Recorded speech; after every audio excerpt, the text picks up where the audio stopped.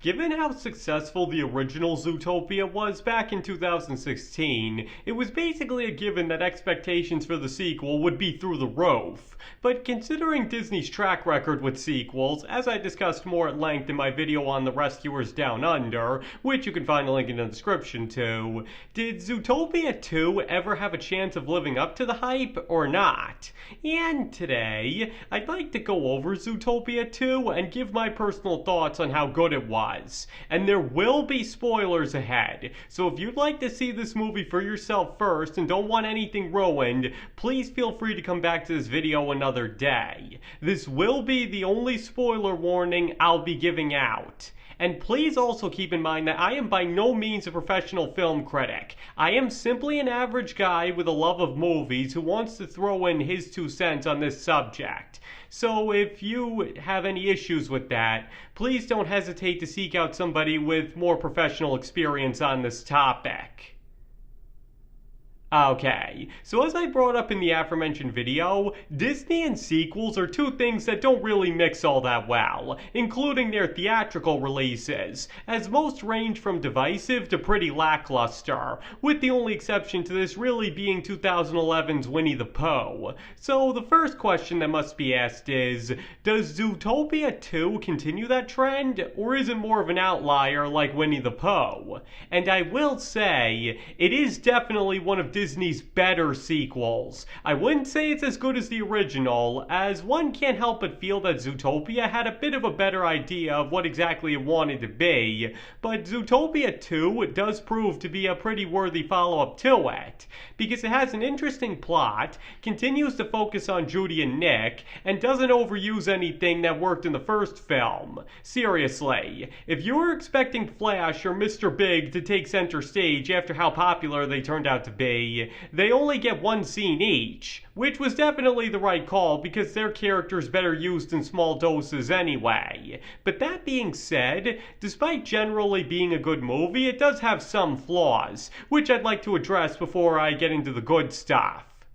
And to start with something a bit unusual, it turns out that the events of the sequel take place only a week after the original Zootopia ends. And especially given the way both Judy and Nick act in the film, I just think that's a bit hard to swallow. Because honestly, the way the first Zootopia ends, one would almost certainly think that it was setting itself up for a TV series about Judy and Nick running around the colorful city trying to take out equally colorful criminals. And especially given that the movie is centered around a place that can accommodate all sorts of different animals, such a concept had a ton of potential. But they instead thrust the characters right into another huge mystery only a week after Judy earns respect from her fellow policemen and Nick finally joins the force. My point is, I just think it would have been better if the characters had been given a bit more time to breathe and get used to each other in their new setting before having to tackle another huge conspiracy. Even if they wanted to forego the TV series, which is understandable, they could have at least had a montage at the beginning showing Judy and Nick on a couple of cases before the main event happens, sort of like how the first 3 Indiana Jones movies start, since that seems like a much more logical progression of where the first Zootopia is heading once it ends. And on that topic, since all of this takes place only a week later, Judy and Nick feel a little off from how they were in the original. I mean, it's not nearly as bad as, say, Vanellope and Ralph Breaks the Internet, and if you don't know what I'm talking about, I'll leave a link to that video in the description as well. But either way, the point is that the first Zootopia centered around a bunny and fox, primal enemies, having to work together to stop a conspiracy, and coming to learn that they aren't so different as they spend time together, to the point that by the end they understand each other better than anybody else they know. And though that is definitely carried over into the sequel, there's a lot added to their dynamic that didn't really feel present before. Particularly Judy's obsessive control freak tendencies, especially because in the original she knew when to quit and was only pressuring Nick because she was on a time crunch. But here she even outright says that she desperately wants to prove prove herself when she had pretty much already done that. And there's also Nick's extremely nonchalant attitude, as well as his admitting that he only joined the force for Judy's sake. And the thing is, given what's shown in the original, that could possibly have been his motivation, but overall he seemed to take what they were doing more seriously than that. Because not only does he confront Judy and call her out when she unintentionally puts a target on the Predator's backs, since he knows what it feels like to be discriminated against for no reason, but he helps her take down Bellwether when she comes to him for help and apologizes because he understands the severity of the situation. And again, it's understandable why he'd put the needs of his best friend over solving something he doesn't even fully understand, but he just seems a little too apathetic for most of the runtime. And like I noted before, these changes in the character's behavior would make a lot more sense if the events of the sequel didn't take place so soon after the original, because if they had actually spent time on the Force together and had time to get used to each other, then Judy being a workaholic to Nick's more lax attitude would make a lot more sense. And not to mention, the Linksley family is portrayed as one of the most powerful families in Zootopia, and yet they're predators who were being discriminated against in the previous film. So how are they being treated by the populace during Bellwether's smear campaign? Wouldn't they have tried to do anything to stop it, if only for their own sake? Or were they so rich and powerful that it didn't matter? Were they in on the conspiracy? And again, this wouldn't be so much of a problem if more time had passed between the two films. My point is, by putting the films so close together, it calls a lot of things into question that would come across as more natural if at least a few months had gone by. Like for example, at least Moana 2, for all of its faults, gives 3 years for things to progress, making such things as Moana's travels, the new character's sudden introduction, or Maui finding out that there's more work to be done feel more believable, since time has actually passed in story since the last time the audience has seen these characters. But setting that aside, there's also that, at least in my opinion, the movie lays it on pretty thick for a children's movie. I mean, if you're a frequent watcher of my channel, then you'll long know that Zootopia is a favorite target of mine when I single out not only how mature Disney has gotten, but how much Pixar has influenced them as well. And the sequel isn't all that different in this regard, and I just don't know if it's too much for kids to understand, because Judy and Nick's whole dynamic is frankly the tip of the iceberg, especially that scene towards the end when the two open up to each other and finally admit their problems. How's a 7-year-old supposed to understand that? Especially when everything that goes on with them before that can come across as just as confusing. And not to mention, the reveal that a snake created the weather system that Zootopia was founded on, only for her investor to steal her patent and frame her for murder, all the while using everybody's internal prejudice against reptiles so they won't question him, is pretty heavy-handed stuff for a children's film, as well as a little on the nose for anybody who can get the pretty obvious allegory. All I'm saying is, can you honestly say that this is the most suitable plot for a kids movie? Doesn't it feel like this is being made much more for adults in the guise of a children's film, rather than something that was made with kids in mind first and foremost? Now sure, most would probably argue that the movie wasn't made for 7-year-olds and that the target audience is indeed a little older than that, which is why the writers didn't mind covering more mature topics. But here's the thing, this is a Disney movie we're talking about here. Regardless of whether or not it was made for young kids, don't you think that as long as parents see Disney and G or PG in the same trailer, that they're going to let their children watch it regardless? Like it or not, little kids are going to end up seeing this movie because that's simply the kind of reputation the company has. And I just think that they should be carrying that name with a little more responsibility. Because, don't get me wrong, this movie has plenty of things in it worth saying, with Nick's final speech in particular being one that more people honestly need to hear. But there are ways of getting more or less the same point across in a more kid-friendly way. And call me whatever you want to. but I just think that children should be considered a bit more when it comes to their own entertainment. Because honestly, this movie doesn't come across as very fun. Funny, yes, but not fun, as between the high stakes and the constant danger at every turn with them being on the run, it's apt to be more stressful than anything else, and kids' movies should be more about trying to inspire their imagination and maybe gently teach them a lesson or two, rather than be so blunt about the harsh realities of real life. Because while life is full of tragedy, it can also be full of beauty, and children need to be shown that before they reach a certain age, and not enough kids' movies really do that anymore. But I'm done with that lecture, as there is plenty of good stuff to go over too. Because first of all, discarding that's probably too much for kids, the plot is actually a pretty clever and good one, and not to mention an effective mystery that can keep the audience guessing. And unlike so many other recent Disney movies, this one honestly comes much closer to getting the villain right. Sure, it is another twist villain, but that's to be expected from a film like this. Mystery and government conspiracy films almost always have some kind of twist concerning the bad guy, and this one honestly did it better than the original Zootopia. Because not only is one apt to not see it coming, but it's very believable once it does happen. The black sheep of a rich and powerful family wants so desperately to prove himself that he's willing to do anything for their approval.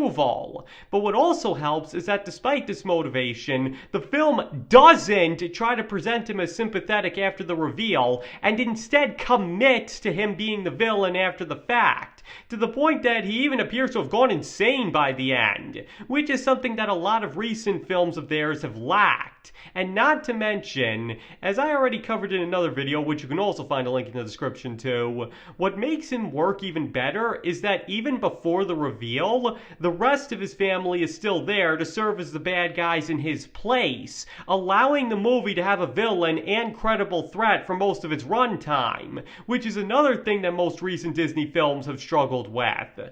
To put it simply, Paw Bird and his family may not exactly harken back to classic Disney villains, but they are still miles better than most others Disney has had to offer recently, and I will give them credit for it.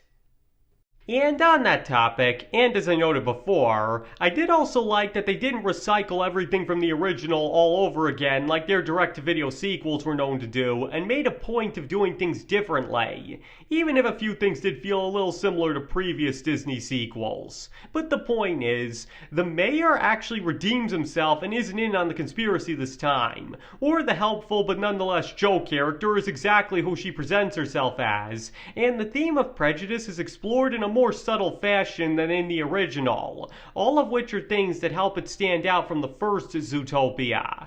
And as I noted before, they not only didn't overuse popular characters from the original, but also didn't make the mistake of having the new characters take over the spotlight either, allowing for an appealing blend of old and new.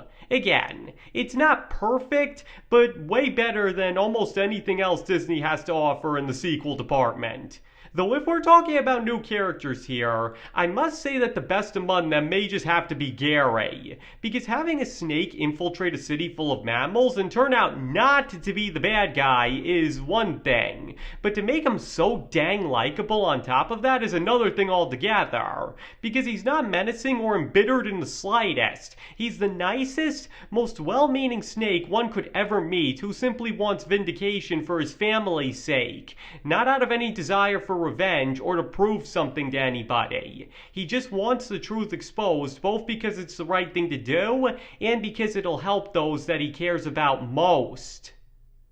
And not to mention, his optimism is extremely admirable. I mean, even in the face of certain death, he continues to tell Judy with complete sincerity that they're going to accomplish their goals and live to see them through. And it's pretty much that belief alone that allows that to happen. As if he had given up, Paul Bert would have won. And there's also that he never gets angry even once, always remaining kind and understanding even when he has every reason to be mad. Even when Paul Bert betrays him, he seems more disappointed than anything and even appears to pity him.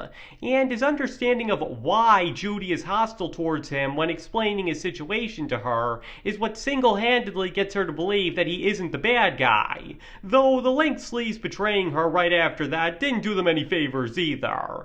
My point here is, in many ways this doesn't exactly feel like a Disney movie, but Gary is most definitely a Disney character, as he accomplishes everything he ever dreamed of by always being nice and understanding towards others, with his unwavering optimism no matter the odds, and is rewarded for his virtues and good nature in spades, just as many a similar Disney character before him has. To put it simply, the fear of snakes is one of the most common phobias out there, but this is one reptile that anybody would give permission to hug. But even apart from Gary, this movie does get some other Disney aspects right, because the voice cast once again knocks it out of the park for one thing. Whether they're returning from the original or new additions, everybody nails their role. And story-wise, Nibbles does make for a pretty good comic relief character, especially because Nick finds her so annoying, as his quips make some of the funniest moments in the film, and it does make sure to consider kids to an extent, particularly in how nobody dies, and they make sure to communicate that to the viewer. Bogo recovers from his accidental venom bite, Gary saves Nibbles from Paul Bert's venom off screen, and even all the villains survive when they didn't have to. Heck, even the carrot pen is put back together and is shown to work again, which was a nice touch even though its usage does feel awfully familiar. And there's also that they commit to the Disney happy ending wholesale, with the Linksleys arrested and justly labeled frauds, Gary's grandmother retroactively gets the recognition she deserves, and the reptiles are welcomed back to Zootopia with a special place designed for them just like everybody else. In other words, this movie is in many ways too mature for kids, and I will stand by that. But it's clear that Disney hasn't entirely forgotten how the Disney formula works. They just need to work a bit more at it. And maybe not rely so heavily on sequels in the first place, as this is most definitely an exception, not the rule. So in the end, Zootopia 2 isn't a perfect movie or sequel, and does have its strong and weak points, but as a Disney sequel, it definitely is one of the better ones out there, even if that's not a very high bar to clear, because it's got a good story that doesn't ride the original's coattails, an interesting mystery with a few shocking twists and turns, likable characters, actual villains with a pretty well executed twist regarding one of them, and a good message behind it all. As I noted before, apart from the lack of a time skip, the biggest thing working against it is how mature it is for its target audience, and how it almost seems to be geared more for adults than children, perhaps even more so than the first Zootopia. To put it another way, as a kids movie, it has quite a few issues, but as a regular film separated from that, it's actually pretty great, and it's honestly up to the individual viewer which is more important to them. But, at least in my humble opinion, I can safely say that Zootopia 2 is a step in the right direction for Disney, because even with its flaws, it is still way better than a lot of their previous outings have recently been. Okay, I think I've more than made my point here. So now you can give me your personal review. Do you believe that Zootopia 2 is a worthy sequel to the original that, while flawed, shows that Disney isn't down and out yet? Or do you think that it was a huge disappointment and not the follow-up Zootopia should have had at all? Please feel free to let me know in the comments below. And as I noted at the start, please keep in mind that this video was merely an opinion on this, and you are under no obligation to agree with it just because you watched it. You can feel about Zootopia 2 any way that you want to, and if you think I couldn't have been any more wrong, that is perfectly okay. And thank you all for watching. I greatly appreciate it, and I hope to see you all next time.